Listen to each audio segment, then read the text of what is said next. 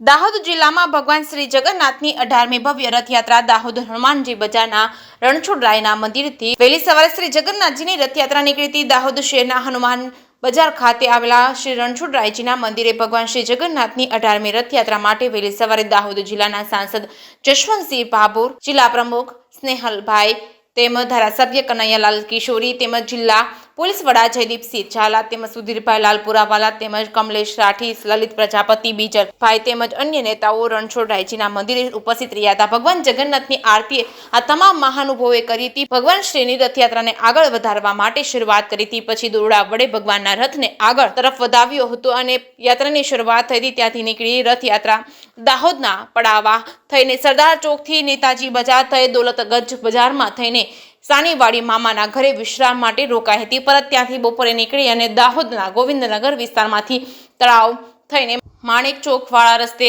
પરત રણછોડરાયજીના મંદિર સાંજે પહોંચી હતી અને રથયાત્રા માટે દાહોદ જિલ્લા પોલીસે ચાપતો બંદોબસ્ત રાખ્યો હતો। કોઈ પણ અનિચ્છનીય બનાવ ન બને તેને પૂરેપૂરી તકેદારી રાખી હતી।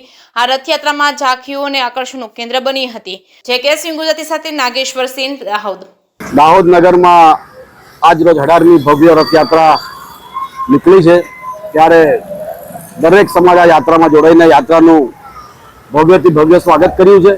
હાલ હમણાં ભગવાન વિસામા પર બિરાજમાન છે। કલાક પછી યાત્રા શરૂ થશે। યાત્રાના અંદર આ વખતે આદિવાસી નૃત્ય છે, કોટાથી આપણે ગોરીલા અને માતાજીની એક ઝાંકી મંગાવી છે, પ્રેમાનંદજી મહારાજનું સ્વરૂપ છે, અન્ય આકર્ષણો આ યાત્રાના અંદર આ વખતે મૂકવામાં આવ્યા છે।